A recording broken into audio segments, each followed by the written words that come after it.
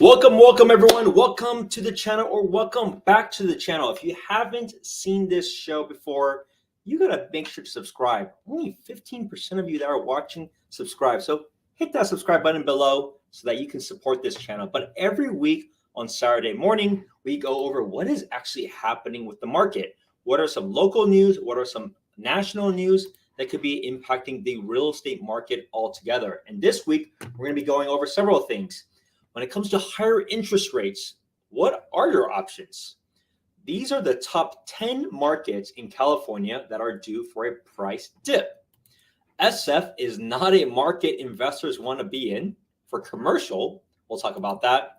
So what about some potential development in San Jose? This could lead to a huge area if it can get pre-approved or get approved. And then let's talk about a little bit about venture capital backed by Amazon founder Jeff Bezos. And we're going to talk a little bit about this notion of how is VC money going to continue to play into the real estate market. Let's go over it. First news, as interest rates spike, Bay Area homeowners turn to adjustable rate mortgages. The increase comes as Bay Area home prices fall 6% in July. So the case is this, and I've been telling this for over and over, you have several options when it comes to higher interest rates. Number one, you can just try to put more money down so your payments are less. Number two, you drop what you can afford, as in you drop what you're comfortable with. So maybe you're looking at $1 million home, $2 million home, drop it by 5%, 10%, whatever you're comfortable with when it comes to the monthly payments. Or last but not least, you can go over this option, which is converting it into, or not converting it, choosing an adjustable rate mortgage. Now, this is not the same adjustable rate mortgage that we have seen in 2008, where it adjusts like every year, and there's other like bunch of other shenanigans that are happening. They don't even check your credit. These are still a locked minimum of 5 years, which is a 5-1 adjustable rate mortgage. There's also a 7-1 adjustable rate mortgage. There's also a 10-1 adjustable rate mortgage, and most of these are going to be lower than what you will discover from a 30-year fixed amount. And so as the 30-year fixed amount is higher now, people are electing it to do this. And then in a couple of years, if rates change lower, you can always refinance. And keep in mind, you don't have to refinance from 5-year 5-1 to another 5-1. You can refinance from a 5-1 to a 30-year fix, right? So you can make these different changes when it comes to that time of whatever you are interested in. Because the truth is, you're not all of a sudden unable to buy. This is not like there's this myth that all of a sudden rates are at X amount. Oh, I just can't buy anything anymore. No, you can always adjust. It affects your monthly payments, but you can easily adjust and say, look, I'm not going to be buying that same $1 million house anymore. I'm going to be buying something less. And the fortunate news, as you may have been seeing from my show every week, is that prices have also already declined. And they declined 15 to 20% already since the highs of April. So it's been adjusting very quickly to the realities of of what they're asking for when it comes to higher rates, because people just afford less and they don't have as much confidence because other assets have been impacted. So that's just something to be mindful of all the different strategies that you have to be able to buy a home. So those are some important news for people to figure out from a finance perspective, like what are their options. Still plenty of options out there for people. Still, there's way less competition on the market right now. The other option too that I didn't bring up in a small quick tip, you can just go with lower money down. Because the competition is much lower, you don't have to go with all cash, 30% down, all these kind of figures that don't even matter anymore. You can go with much lower down. So people are going 5%, 10% down and still easily able to get into the home. And then they can use that cash for anything else they want to do. Next, these 10 California housing markets are due for a price dip, analysts say. Where are these markets? And this is for California. So this is not for the entire country, but for California. You can see in general, you have San Francisco, Redwood City, South San Francisco. That's going to be their estimate as number one. They have next Sacramento, Roseville, Arden Arcade. You have San Jose, Sunnyvale, Santa Clara as number 5. You have Oakland, Hayward, Berkeley, which is East Bay as number 7. And then you have Vallejo. What's interesting here is there's nothing it doesn't seem like there's anything in SoCal. So it will be interesting to see what happens with those markets and if it's truly the case. They were some of the hottest markets in the past. Now, I don't think this is unrealistic. The Bay Area has been the most impacted for the entire country. And it'll probably be the most likely to recover as things recover too. Why is that? It's all relative to interest rates, because as interest rates are higher, it impacts all asset classes. So Bay Area gets housing gets impacted, but more importantly, other assets that are more forward-looking, whether it's stocks, definitely crypto, have all taken a huge impact. And because a lot of jobs are in that industry, a lot of compensation is tied to stocks, that certainly impacts these markets a lot more. And so that's why you're seeing situations like this. Now, the question ultimately is, when will be the bottom? The question ultimately is, what should you be doing as an alternative? Because as you have all of these people that have given up, they all end up renting a home. So that gives you an idea, like the situation. Your alternative, if you want to wait and bank on it, is you're dealing with still high inflation, but you're also dealing with paying rents each month. That adds up very quickly. I mean, think about this. A one bedroom in the Bay Area is not uncommon for $3,000. If that's the case, that's $36,000 a year. So you better be 100% confident that it's not worth that you pulling down your roots and at least putting the money towards your own home than it is to rent. So those are the things that are happening. But as an investor, that's different, right? Look at this. SF is not a market investors want to be in, as 2 commercial buildings are pulled from sale. Now, to be fair, the commercial space is a completely different game and it's a completely different problem, right? I mean, people can still want to live in San Francisco. I was just there twice this week, and it's still busy. There's still a lot of people walking around. A lot of people, definitely all those restaurants are still busy. All the places we went to were fantastic, and there was just lots of people out and enjoying it. So people still want to live there. You can see rent still has increased. Otherwise, it would decrease. But the commercial space is an absolute just disaster, to be fair, right? Especially in places like San Francisco, where people don't value like the price per square foot or even value even going in. So it's a very, very difficult thing. So it's going to be a standstill for that, because investors are the ones that own these properties that are commercial, not regular people. And a lot of the investors, remember, these are Class A properties. These are the best commercial grade properties historically in the country. And so they have a different valuation for that because they had very high rents. And we have never been in a situation like this. So it's going to be really interesting to see when it comes time for those decisions. Like, they're very getting outperformed.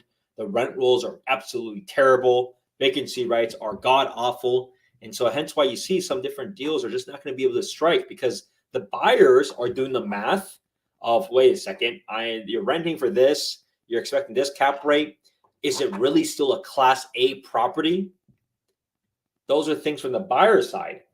On the seller side, they still think of what they have been in it for as a Class A property. It used to rent for this, right? And so those are huge disconnects, huge balancing that needs to happen for deals to really come through, unless it's like from an outside sovereign wealth fund and they don't really care. But in general, all these other investors or all these other players, it's a huge deal. So it's going to be really, really interesting to see how the domino falls, and if it does fall, or they just hold on to it and they just ride it out. But likely there should be some dominoes falling. So it'll be really, really interesting to see how this plays out. Next, let's talk about housing. Let's talk about this scenario. This is a great scenario that people have to want to talk about. Why is it so hard? Why is it so hard to do any developments? Look at this. Closed San Jose golf course may become housing. Let's look a little bit at the backstory. Actually, before we take a look at the backstory, this is in East San Jose. Let's take a look on the map perspective. Look at this. Right? Look at this huge piece of chunk of dirt that was a golf course. You can actually see where the holes and the stuff are, because you can see the aerial view of how the trees are laid out. Look at the size of this. If anyone has been in this area, Raging Waters is out there. For those that you know, they have Lake Cunningham Regional Park, which is still lots of activity around there. Look at the size of this. It's a little bit smaller than that, but that's a huge park. How many houses can you develop in this area, especially with proper density?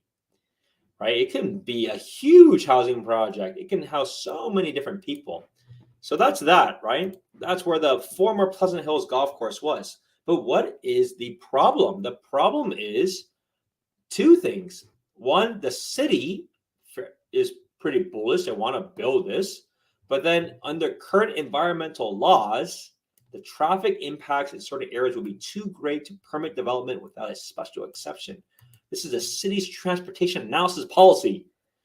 Like, what in the world is going on? Like, what, they cause too much traffic, and then all of a sudden you can't build more housing of it? Right? That's the debate. So even in places that you're lucky like this, that you have dirt, straight up just dirt that is able to do that was just a golf course, you can't even build housing on it that easily, right? Hence why we continue to struggle. And to be fair, it's not like there's this many it's not like there's this many opportunities. Like, look at all over San Jose, just look on the map perspective. There's not that many places to build anyways. Most may have to convert from like a commercial place somehow into residential, which is even more of a nightmare. And you may have to do even more cleaning of the soil. But for this, dang, that soil is probably really fertilized because it was all like grass and it was all like actually nice and taken care of. But because of these things, Pleasant Hills Golf Course has a long and challenging history in our community. And I appreciate the close community attention on any potential development at the site. She knows that there have been several proposals for the land since 2017, but she opposed all of them. Council member. However, each proposal requires close and careful consideration in the hope that there will be one day be a project that lives up to the high expectations of our community. Sorry, but that is absolutely just wild. See how wild it is? So much land, so much opportunity, and they're not doing anything. So that's unfortunate, but that's just a reality of what it is. And there's good and bad about it, right? On one end, there's less inventory and less product in these very, very prime good areas. On the other end, there's so many houses that could have been built there that could have supported housing and helped a lot of people. But that's just a reality of what it is. Next, let's wrap things up. Jeff Bezos-Backed arrived, dives into short-term rental market. Backed by Amazon founder Jeff Bezos, the real estate investment platform is the latest fractional ownership to enter in the rapidly growing short-term rental space. What happens in this case is that the truth is there's a lot of extra money that are out there, and this creates a new asset class for people to invest some of their money into projects. And because they're able to do that, it increases the buyer pool of buying this, whereas now a individual homeowner is not going to be able to participate on their own. Now, on one end, it's democratizing investment opportunities. On the other end, it's taking away homes because now you have a new player, a new entrant that is doing it from a pure investment play. But the other thing is, to be fair, the people that are living in it, it's actually a positive thing because the value of their homes typically will go up because now you have more buyers into that market. And at the end of the day, a lot of these rental markets are lower cost areas. And because they're low cost areas, the math for cash flow is generally more favorable, especially with higher increase in rent. And so these become opportunities. It just becomes different economies that occur for this change. And so that's the interesting part about this activity. There are many different platforms out there that do fractional ownership. So you want to take a look at them. So take a look at Arrive, see if that's a viable platform for you. Take a look at Fractional. That's a viable platform that a lot of people are also using. There are many different players of this. You have Picasso. That's a player when it comes to more luxury. And that's not rentals, but that's luxury of co-sharing, almost like almost timeshare-ish, like for your secondary and vacation home. So there's a lot of these fractional ownership players that continue to enter in the market and continue to grow because they're just starting to grow. These are newer players, not like the iBuyers in the space, like Open Door. These are newer players, so they'll continue to make an impact in these rental markets. So hopefully that was helpful in giving you an idea of what has been going on for this week. Of course, if you have any questions, feel free to text me or call me below 408-547-4590.